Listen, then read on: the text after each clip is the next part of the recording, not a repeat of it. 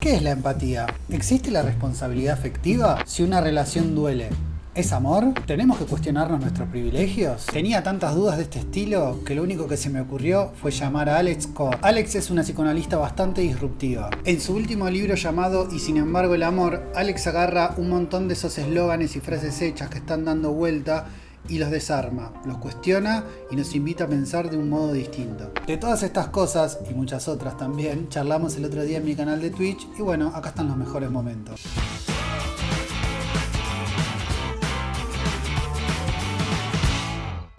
Si tenés un lugar en la casa que creas que hay mejor señal, va a ser mejor. A ver, acá vamos.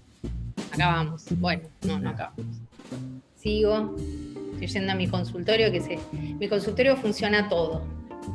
Televisión, ¿verdad? ¿Por qué te parece que se quiere normativizar el amor? Si vos te fijás, de lo que más se predica es, por ejemplo, de la maternidad, de las relaciones amorosas, del deseo, del cuerpo, sobre esas cosas que para mí son inasibles, tienen un punto de inasibilidad, tienen un punto de contingencia, de acontecimiento, sobre esas cosas que inquietan en sí mismas, por esto que estoy diciendo, sobre esas cosas son sobre las que más se predican moralismos, normativas, normas. Me parece que lo interesante es leer de dónde provienen hoy en día esas normativizaciones. Porque siempre hubo disciplinamiento, las sociedades siempre son disciplinarias, ¿no? Uh-huh. Entonces la idea no es que no haya disciplinamiento, la idea es que ubiquemos ese disciplinamiento y podamos resistir a ese disciplinamiento. Ahora, si ese disciplinamiento viene de tus propios pares que quieren tu bien, estamos un poquito más complicados, me parece. Volviendo a esto de los eslogan, ¿viste? Esto de, por ejemplo, de si duele no es amor, ¿no? Que uno piensa, bueno, lo primero que piensa, bueno, si hay una relación violenta, que obviamente que nadie quiere estar en una relación violenta y a nadie le parece bien una relación violenta, pero pasa que después esa misma frase se aplica para cualquier otra situación y el amor, la verdad que siempre duele en algún punto. En algún punto, en algún momento, sí. no siempre, digamos, no durante todo el tiempo, claro. ¿No? Pero sí, efectivamente, me parece que el problema otra vez es meter ahí la violencia y empastarla con el amor. Uh-huh. No digo que violencia y amor no estén empastados a veces, digo uh-huh. en términos del debate, que es, ¿qué tiene que ver la violencia con el amor? O sea, ¿por qué vamos a intentar combatir la violencia metiendo el amor ahí? Porque a mí me parece que hay una gran imprecisión, además no solo porque el amor duele y porque produce angustia, zozobra, etcétera, sino también para que pensemos las violencias, porque las violencias no se producen porque no hay amor. Nadie que haya estado en contacto escuchando a víctimas de violencia de género no ha escuchado que esas mujeres no ponen en duda el amor, o sea, no es el problema que eso no es amor. El problema es al revés. Eso es amor y es violento. Es muy imprecisa. ¿Qué le pasa a una mujer que está enamorada de un hombre violento? Es muy dificultoso eso. Entonces hay que ayudar, digamos, a separar las cosas porque no se puede explicar una cosa con la otra. Y eso, insisto, lo que hace es banalizar las violencias, impedir que alguien pueda pensar cómo está metido en una situación de violencia y le cuesta salir. Veo como que por un lado se quiere terminar con esta idea del príncipe azul y por el otro lado se pretende como un amor que no tenga nada de toda la parte mala. ¿Cuál es entonces, no? ¿O una u otra?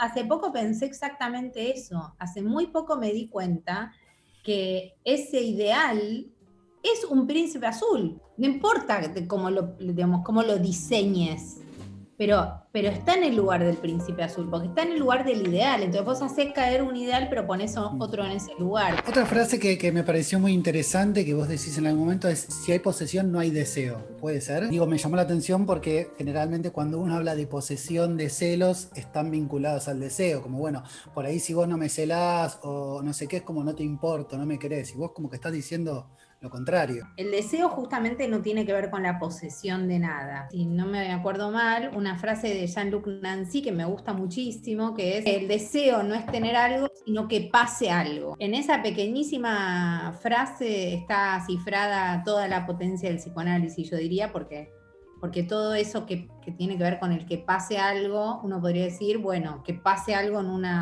en un encuentro con otro, que pase algo, ¿no? Que el deseo nos pone a que pasen cosas. Y no tiene nada que ver con tener cosas, ni con tener al otro. Que un tipo no deje que la novia salga con sus amigas o se ponga un escote, no tiene que ver con los celos eso. Claro. Entonces, eso lo podemos cuestionar y lo podemos criticar, pero no pongámosle a esos celos, porque en nombre de eso nos llevamos puestos los celos. Alex, el otro día fue el Día de la Madre. Yo leí un tuit que decía, eso que llaman amor es trabajo no pago, a ver si los hombres hoy se dignan a ponerse a cocinarle a las madres. Y vos sabés que mi vieja estuvo toda la semana escribiéndonos a mí y a mi hermano, contándonos qué era lo que quería preparar, qué había comprado, qué iba a cocinar. O sea, ¿por qué se llega a esa cuestión casi, digo, de mercantilización de las relaciones o de los vínculos?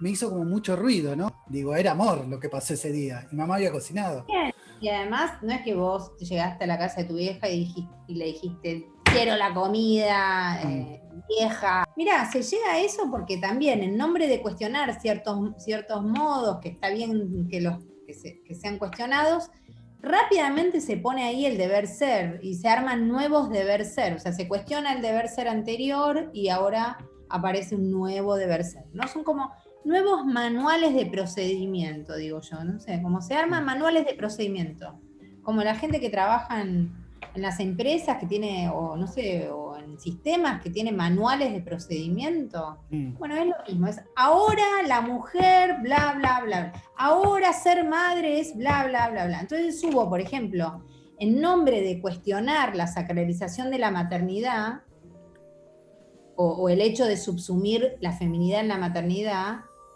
cuestionar eso convirtió y hubo toda una estética de madres que se pronuncian en las redes sociales como imperfectas, ¿no? Entonces hubo toda una estetización y sobreactuación, porque yo no puedo dejar de leerlo como sobreactuación, de miren qué mala madre que soy, porque la maternidad no va a ocupar toda mi vida. Tú dices, ¿y quién te está pidiendo que rindas cuentas de cómo habitas la maternidad? La maternidad, la paternidad, digamos, ¿quién sabe cómo es ser madre?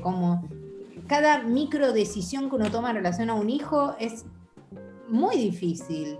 Me parece que no sacralizar la maternidad está muy bien, pero el reverso y convertirla en una especie de mierda, tampoco, digamos, es como una especie de sobreactuación. Yo no digo que no haya presión social y que no haya normas, digo, está claro, ¿no? Que si van dos mujeres caminando por la calle las van a mirar más que si van un hombre y una mujer, más bien.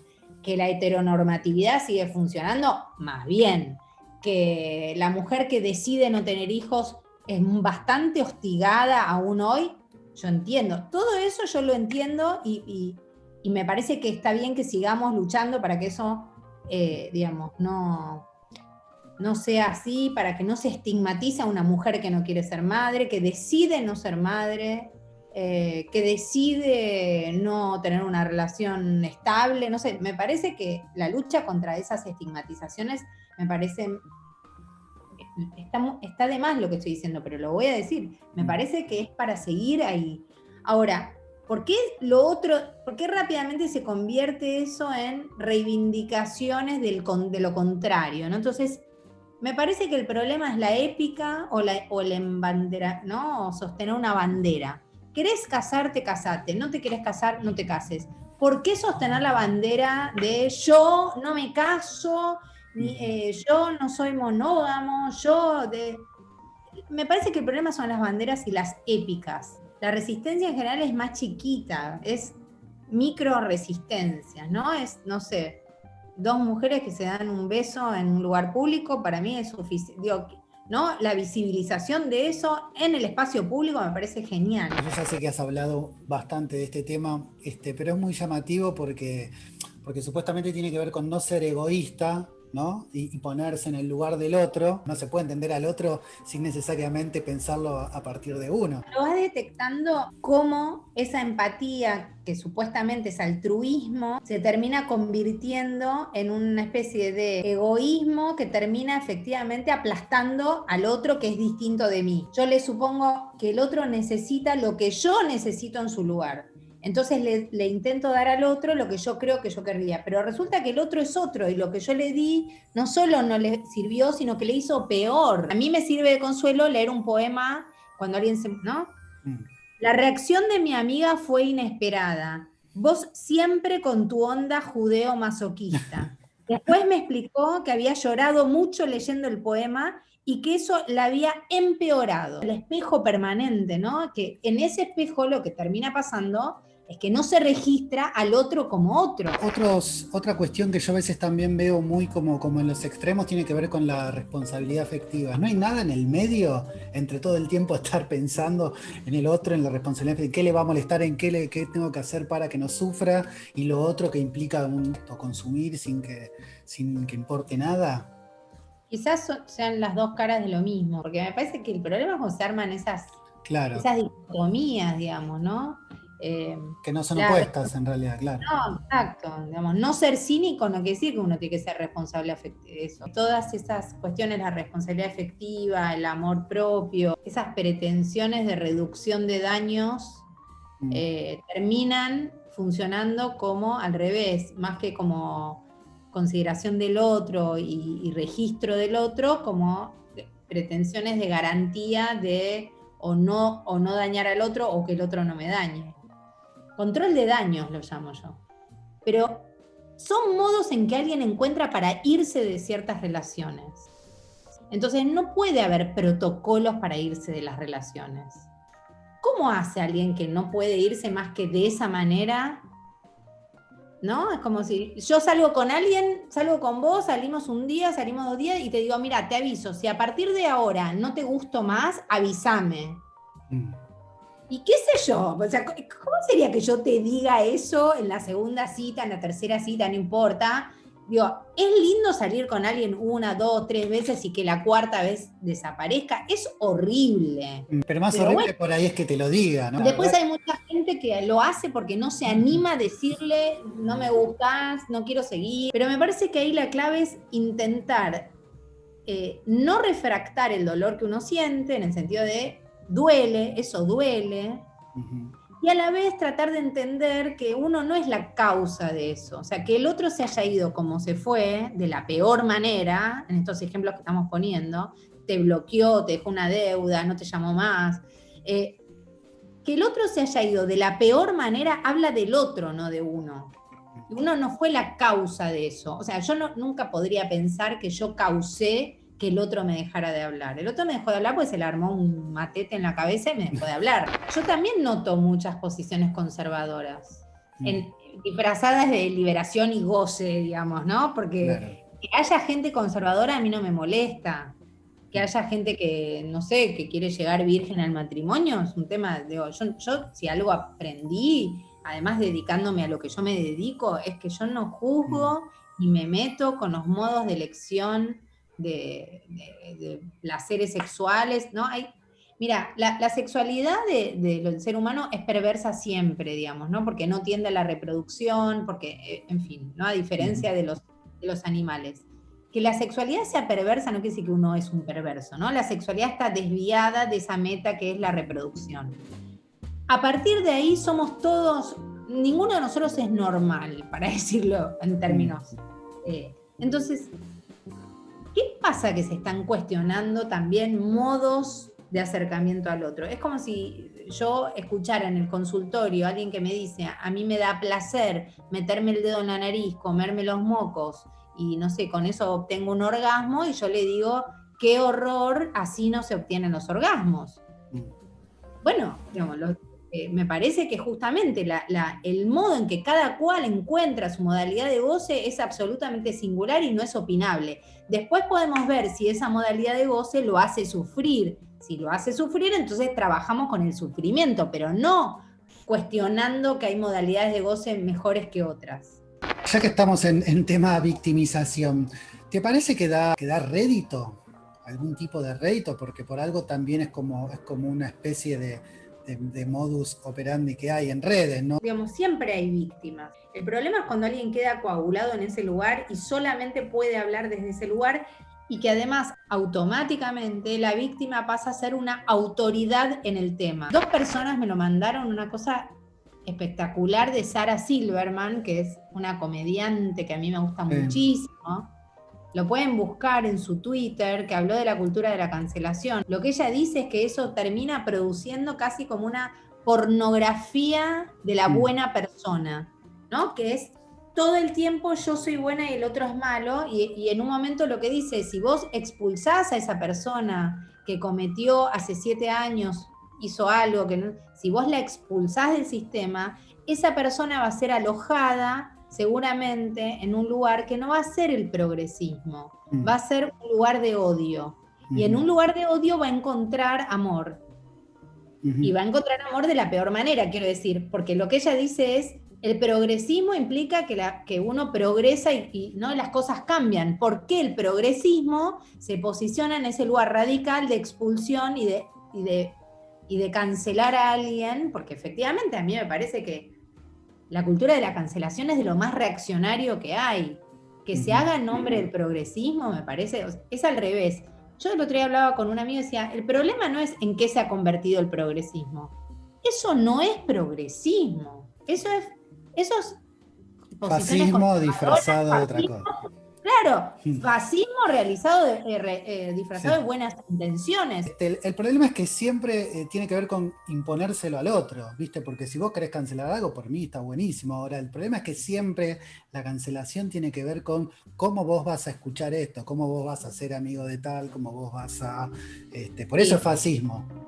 Pero además, exacto, porque además al cancelado, esa cancelación no termina nunca. Vos decir, una condena judicial termina, ¿no? 10 años de cárcel efectiva. Bueno, listo.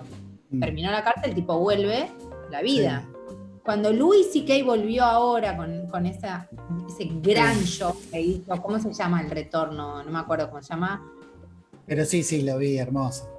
Ay, por favor, qué manera, digo, hay que poder volver de ahí, sí. ¿eh? Y reírse tanto de sí, todo. Yo creo que el tipo, obviamente, la debe haber pasado muy mal, pero cuando él volvió, se manifestaron las del Me Too a decir que no vuelva. Claro. La cancelación es eterna. Claro. No vuelva más, ya, chau, afuera, out. La palabra que usa Sarah Silverman es vanish. Vanish es que desaparezca, que se fume, ¿no? Por ahí es. Que se fume, eso, exacto. Que se fume el otro. Que no exista más. A mí me parece tremendo. Entonces, no hagan eso en nombre del progresismo, en nombre de la izquierda, en nombre de la emancipación. Háganlo en nombre del policía que todos llevan adentro. Alex, viste que hay veces que nos dicen, bueno, ustedes los varones tienen que revisar sus privilegios, ¿no?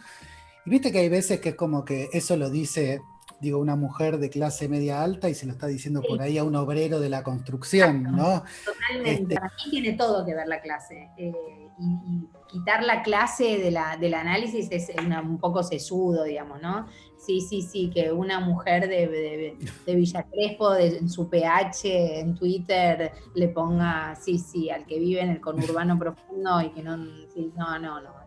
Nada, me parecen, a esta altura ya es, no sé, me parece que es un poco, lamentablemente sigue funcionando, pero es un poco caricaturesco, digamos, ¿no? Que es lamentable el modo en que no se incluye la clase en ese... Y cuando vos no incluís la clase, lo que haces es sobreactuar, además, como una posición que te importa el otro. Y la verdad es que lo peor que uno puede hacer es no entender la clase a la que pertenece. Te lo digo yo, que pertenezco a una clase media alta, diría, vengo de una familia. Entonces, cuando uno está todo el tiempo señalando eso, lo que hace es desconocer la clase en la que uno está. Vos viste cómo en la pandemia fue todo más estridente, ¿no? Todo se notó más, pero eran cosas que ya venían. La palabra privilegio, ¿cuántas veces se pronunció en el inicio de la cuarentena? Quédate en casa, pelotudo, es un eslogan que sobreactúa preocupación, pero resulta que el trabajador en negro no puede quedarse en la casa. Primero, tiene casa donde quedarse. Segundo, en la casa, ¿qué pasa en la casa? Los niños que están en familias violentas. O sea, ese quédate en casa pelotudo que surgió al principio, que fue para mí muy violento, o la gente que denunciaba ¿Vos tenés amigos que rompen la cuarentena? Ah, bueno, romper la cuarentena. ¿Qué es romper la cuarentena?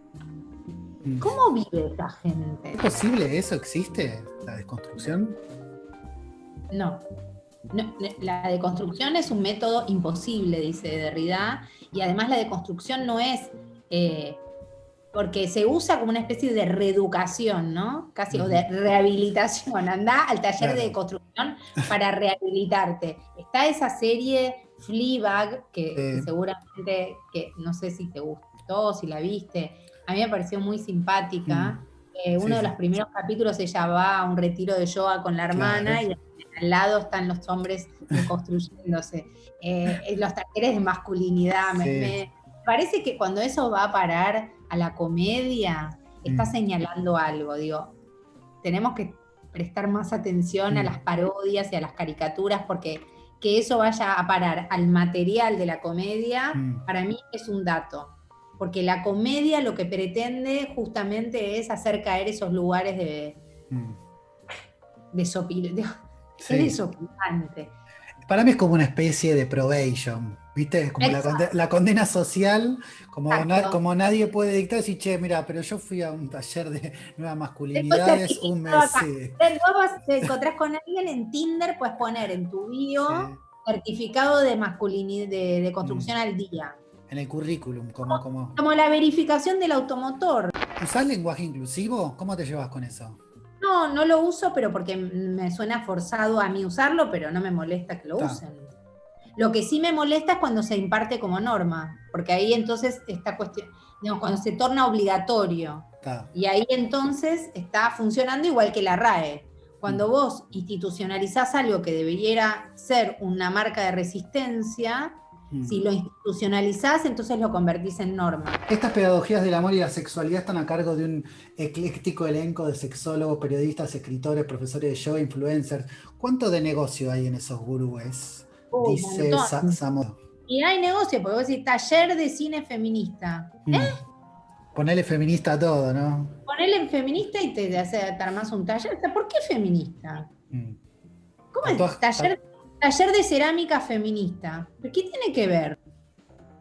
Diferente es que uno haga un taller de cine para tratar de leer las narrativas, ¿no? Las figuraciones de las mujeres en el cine de los últimos 10 años. Eso es otra cosa, y a mí me parece loable, eso y me gusta, ¿no? ¿Qué tan importante fue que Rita Segato haya intervenido y que Cristina Kirchner haya dicho que en nuestro movimiento hay pañuelos verdes y también celestes? Me parece fundamental que Cristina haya dicho eso, porque efectivamente me parece un problema enorme para la legalización del aborto, que se desconozca todo ese sector que no está a favor de la legalización del aborto, que yo me resisto a llamar antiderechos. Es desconocer las clases populares, por ejemplo, es desconocer la relación de las clases populares con la religión, es desconocer una cantidad de cosas que hacen que efectivamente el debate sobre la legalización del aborto se vea por momentos empastado también. Entonces me parece fundamental que se incluya, si estamos hablando de inclusión, hay que incluir en esa discusión a la gente que no está de acuerdo con la legalización del aborto. Y eso para mí no convierte a esas personas en antiderechos. Yo una vez planteé esto en un congreso y la persona que estaba al lado me dijo así, con los hombros, yo voy a seguir diciéndole antiderechos. Me dijo así después de 7 páginas que yo leí y le dije, bueno, bárbaro, ese es el nivel de escucha que hay en una persona que, ¿no? A la que le importa el debate.